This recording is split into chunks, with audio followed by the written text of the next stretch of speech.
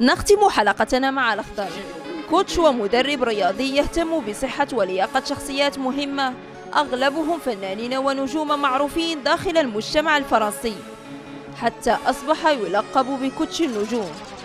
قناة أطلس رافقت الأخضر داخل النادي وتعرفت عليه وعلى عمله عن قرب.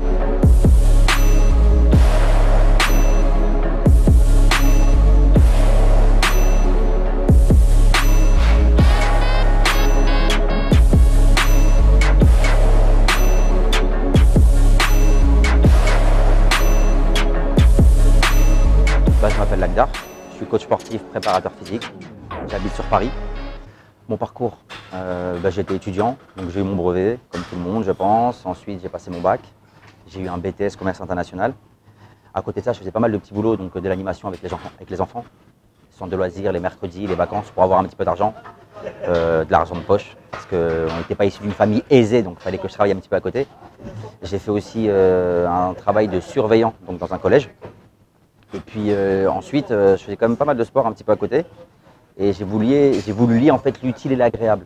Donc à travers le sport et toutes les expériences que j'ai eues au préalable. Et donc après, j'ai passé un diplôme donc, pour être coach sportif, donc un BPGEPS, et que j'ai validé en 1 an et demi. Et ensuite un autre diplôme pour être préparateur physique international que j'ai eu mon activité coach sportif. Donc du coup, quand j'ai des clients, ils me définissent leurs objectifs et leurs attentes. Moi, à partir de là, je leur fais un programme basé aussi sur un rééquilibrage alimentaire s'ils ont besoin, parce qu'il y a pas mal de gens qui veulent perdre du poids. Donc j'ai beaucoup de personnes qui sont axées sur ces objectifs-là. Et comment j'arrive à trouver mes clients et comment j'arrive à avoir cette visibilité, c'est beaucoup sur Snap et sur les réseaux sociaux par exemple, où je mets tous mes coachings en live. Donc les gens, ça leur permet de voir comment je coach, comment je les entraîne et les méthodes surtout d'entraînement.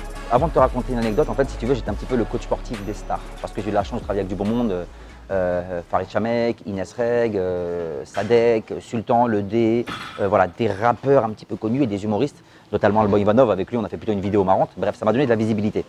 Et LECK, je vais revenir sur Foued, parce que c'est une personne qui était vraiment en surpoids, et c'est un artiste, donc du coup vu que c'est un artiste, il est amené à être en studio souvent le soir, malbouffe, bouffer juste ce qu'il y a, etc. Et on sait très bien qu'il y a des concessions à faire pour perdre du poids, et j'allais même le matin le réveiller chez lui pour le tirer, le ramener à la salle de sport.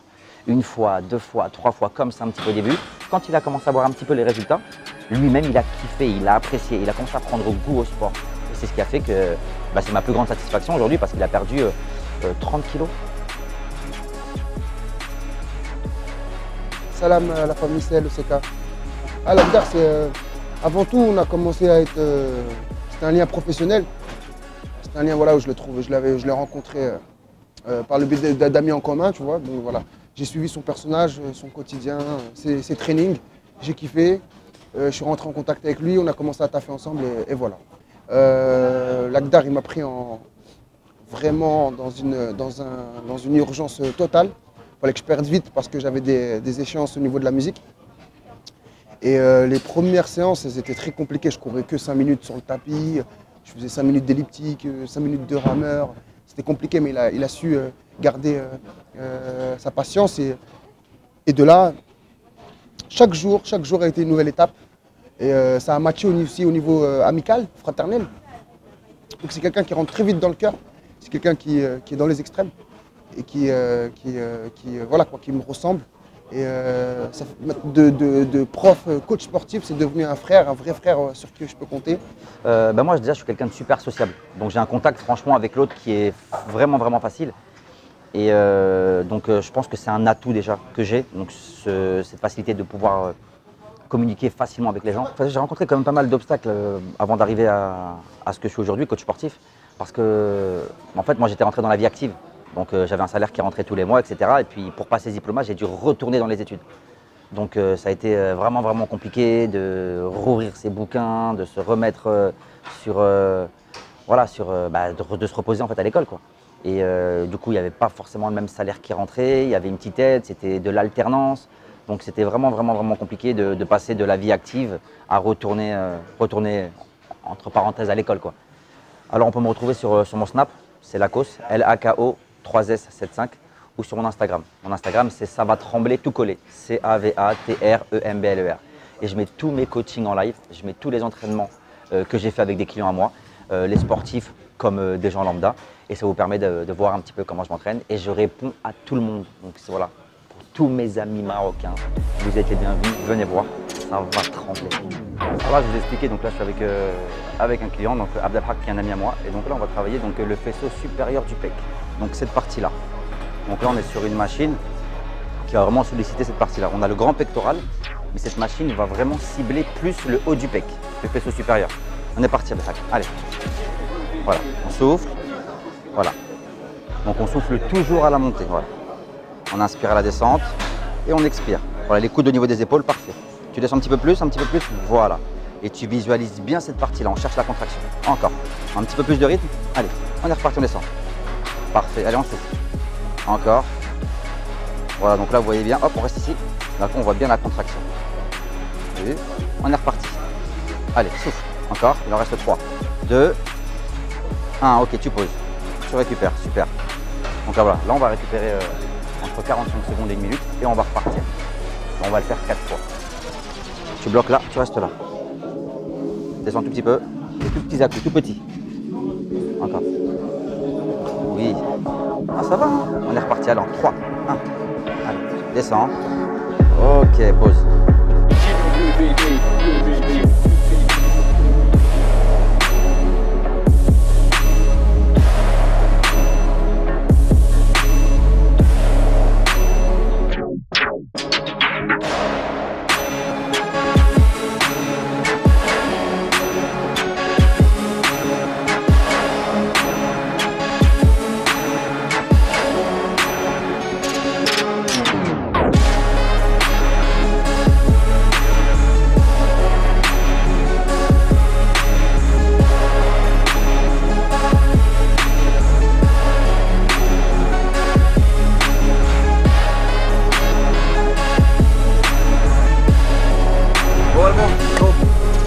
Un petit peu de sport. Allez, vas-y. Parce que le corps là, faut affamer un peu tout ça. Vas-y. Tu veux que ça tremble ou pas? Vas-y, ça va trembler. Ça va trembler? Ok. Encore.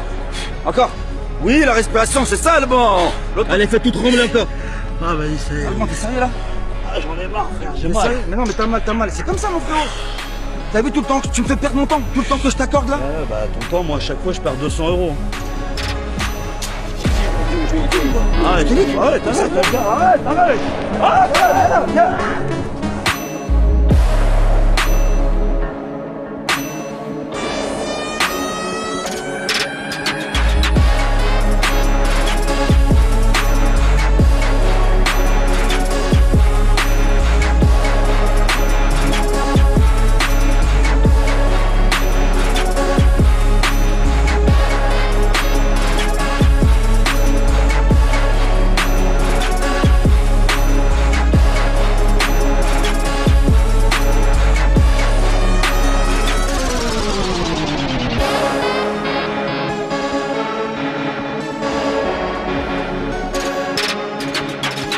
Le Maroc, en fait j'ai beaucoup d'amis qui sont marocains.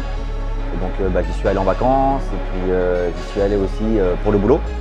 Et voilà, c'est un pays vraiment qui me parle beaucoup, donc notamment grâce à Foued, LECK, un artiste, Younes Depardieu aussi, donc humoriste, qui m'ont fait découvrir le Maroc. Donc je suis parti plusieurs fois pour des showcases et aussi pour le Marrakech du Rire et aussi pour des vacances. Et c'est vraiment quelque chose voilà, qui m'a vraiment marqué. C'est un pays avec lequel je me suis du coup lié d'amitié. Et aussi une petite anecdote que je vais vous raconter. J'en parlais avec mon père et tout, et parlais du Maroc, mais il me dit, mais mon fils, tu sais que tu as des origines marocaines. Je le savais même pas. Il y a de ça pratiquement maintenant 3 ans. Et donc du coup, mon arrière-grand-mère est de Nador. Et je ne le savais pas.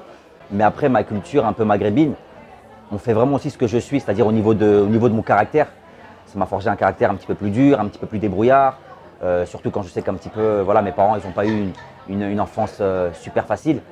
Et le fait qu'ils soient venus ici en France, eh ben, après c'est dans les gènes, hein, ça ne s'explique pas. C'est ce côté un peu du Maghreb où on a l'envie de réussir, l'envie de s'en sortir, l'envie de faire plaisir à nos parents. Et donc moi je pense que cette culture-là, elle est complémentaire avec le pays dans lequel je vis aujourd'hui. Cette transmission de culture, j'y pense même pas en fait. Pour moi, c'est naturel. Elle se fera automatiquement avec mes enfants, le jour où j'en aurai, Inch'Allah. Et je pense que c'est fondamental. Il ne faut pas oublier en fait ce qu'on nous a inculqué et c'est super important de le retransmettre. Et indirectement, je sais que je le retransmets un petit peu au quotidien et que je le vois aussi au quotidien, dans le sens où, par exemple, j'ai perdu mon oncle, Allah yarhamou, paix à son âme, il y a de ça un mois. Et je sais qu'il y a des personnes qui sont venues du bled, donc on s'est retrouvés à la mosquée. Donc forcément, cette culture dans la vie de tous les jours, elle nous rattrape. Elle nous rattrape. Notamment, par exemple, même pendant le mois du Ramadan. Donc ça veut dire qu'on est quand même ici en France, mais je sais qu'il y a la culture quand même maghrébine qui nous rattrape quand même pendant cette période-là. J'ai voyagé un petit peu partout dans le monde et je sais que le Maroc, les infrastructures, au niveau du tourisme, au niveau de l'accueil, au niveau de l'hospitalité, au niveau de tous les projets qui sont en train de prendre forme, le Maroc peut faire rougir d'autres pays. Tenter d'investir au Maroc, aujourd'hui c'est une question qui ne se pose même plus pour moi. J'en ai parlé durant mon séjour sportif, j'ai rencontré une amie à moi qui tient là-bas une salle de sport, notamment une chaîne qui s'appelle City Club, qui m'a parlé d'un projet. Et moi mon kiff, ça serait de pouvoir investir là-bas dans une salle de sport, une salle de préparation physique. On pourrait travailler notamment avec des grands sportifs, des grands footballeurs, des basketteurs, enfin vraiment quelque chose de plus axé sur la préparation physique. Apporter un plus nouveau au Maroc. Personnalité marocaine que j'apprécie, je dirais Jamel Debbouze et Badrari. Mais je m'explique. Jamel Debbouze, pourquoi? Parce que c'est quelqu'un que je regardais quand j'étais petit et qui me faisait rigoler. Et on en reparle encore de cette culture marocaine qu'il a amené dans son humour, quand il parlait de ses parents un petit peu, etc. L'accent qu'il ramenait aussi. Et il en a fait vraiment un avantage. Et Badrari, parce que j'aime beaucoup un petit peu tout ce qui est sport de combat. Et Badrari, je sais que il a mis en avant le Maghreb dans l'UFC, quoi. Dans le MMA, dans le K1. Donc vu qu'il a mis en avant le côté un peu maghrébin qui n'était pas forcément connu, c'est une fierté. Déjà, salut tout le Maroc, salut tout le peuple marocain. Je vous aime et ne lâchez jamais rien. Il ne faut jamais abandonner. Ça veut dire que ça va parfois être difficile, mais il faut toujours croire en ses rêves. Donc il faut se battre, il faut être motivé et il faut être sérieux. Donc il y a des fois, il y aura des hauts, il y aura des bas, mais il faut toujours s'accrocher en ses rêves. Et on peut toujours y arriver. Je voulais faire une grosse dédicace déjà à Canal Atlas, super important qui me permet de faire cette intervio. Grosse dédicace à Karl Toko Ekambi, à Serge Aurier, à Younes Depardieu, à Wahid, à Farid Chamek, à Inès Reg. Une grosse dédicace à LECK, mon frérot. Une dédicace à mes parents, bien évidemment. Une dédicace à Youssef Oubella, à Abdelhak, mon ami, à Myriam, alias Sandrella. Et je voulais faire une grosse dédicace, surtout à mes frères et à tous ceux qui se reconnaîtront dans cette interview. Salam alaikum. N'oubliez jamais, ça marche pour vous.